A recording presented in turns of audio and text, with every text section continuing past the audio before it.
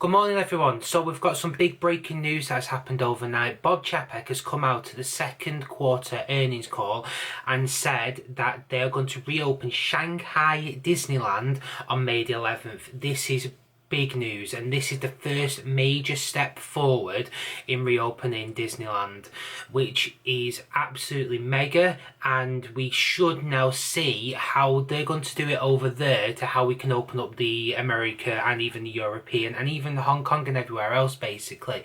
So it is absolutely brilliant news, but at the same time there is a lot that has to be implemented for this to happen.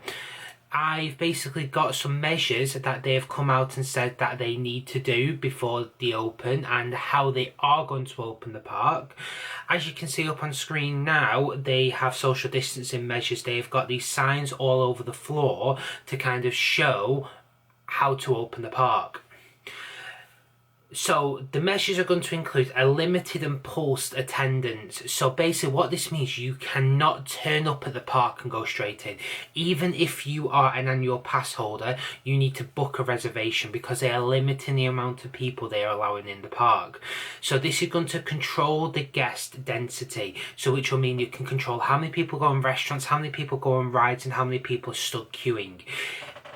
We don't have any news on how big this figure is, but as the park opens, we will start to see this as the reports come out saying, oh, it's about 50% less, or in all honesty, that Shanghai Disneyland is a very vast park, so they may be able to let a bit more in than we may be able to at Walt Disney World or in Anaheim. So it's kind of good to kind of see about what they're going to be doing. They've also got to implement the required government health and precautions procedures. So they're going to temperature test everybody who comes into the park. And they also want you to use contact tracing as an early detection system. So that kind of, for me, shows that they want to see up front that you've not come into contact with anybody. And also they're going to test your temperature. So you can imagine before the security, this will probably be done. Or just after. In all honesty, I do think it'll be done before security. There'll be tents put up because they don't want them people going through to security and then have to come back out again. They also said they do want hand sanitizers at all the queue entries and exits. High touch locations such as ride vehicles, handlebars, queue rails will need to be sanitized at all time. And they are going to be training cast members. So this basically is going to be to emphasize to them how to open these parks, how they need to train them, how they need to push customers, guests down the right paths. So this is big news. The one other thing I do want to talk about today is that the head of the chief medical officer for Walt Disney World, Pamela Hamill, has come out with a statement regarding opening up Orlando. So I'm going to read her statement off to you, which I think is very interesting to kind of see what she has to say.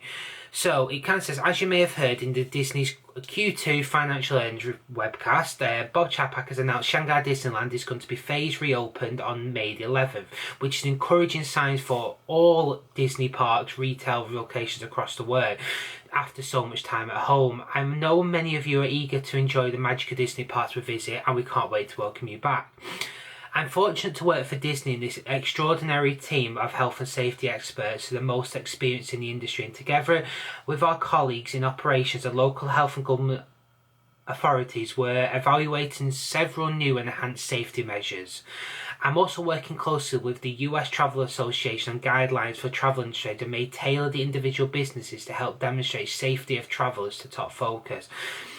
What she's then gone on to do is she's gone on to talk about 5 different things that need to happen. So she said about phased reopenings, we're looking at all locations at how best to bring the reopening process, including a gradual reopening and partial reopening of certain locations. For example, the opening of retail and dining locations prior to theme parks. This goes with what we said yesterday in looks like Disney Springs are about to open back up. And I think if you read more into this, carefully gradual reopenings or partial reopenings of certain locations. Again, I think links into the thing that they are going to open one park at a time to test the water.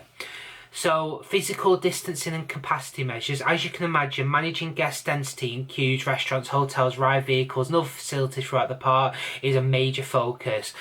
So, she's saying it's going to include guest capacity measures, covering the state of federal guidelines.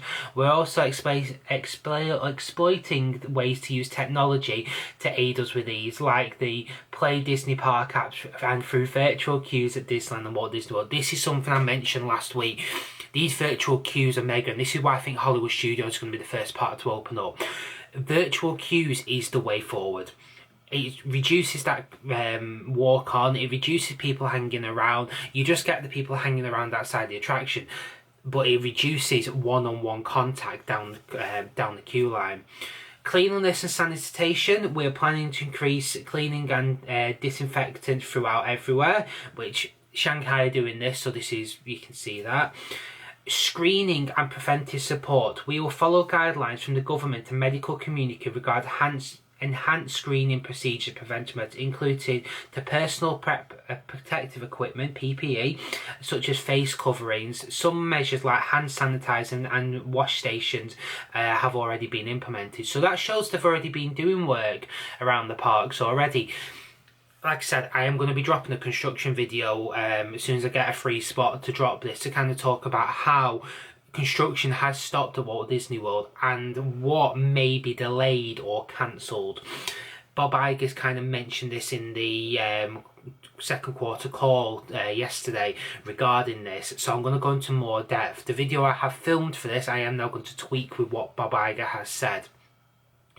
And finally, cast training will further emphasise on the strong culture of health and safety among our cast members, and will continue to find new training reinforced as we get closer to reopenings. So as you can kind of see with that, they have not announced opening, but they've announced a phase and how they're going to do it. Now, this is something all governments have been doing. If you look over in America, this is how we got the May the 4th of opening in Florida. You look at Italy, of how they've allowed certain people out and they've known for a while. Spain have announced that, you know, children could come out after being locked down, but they gave them like a week's notice. And over here in the United Kingdom, this Sunday we'll be told how this can happen for us. So it's very interesting they've come out with this. This is basically phase one of getting everything reopened, and I think we are getting there, very, very close to a date. At this very moment in time, I do not see an announcement being made until after Shanghai opens back up.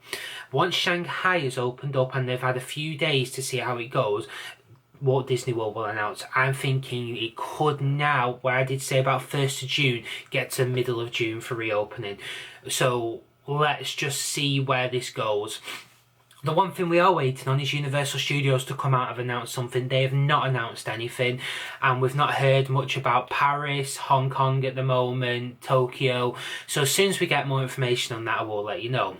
But again, thank you very much for watching. Hope you enjoyed the video. Please smash that like button and subscribe if possible, and I'll see you in the next video. See you later.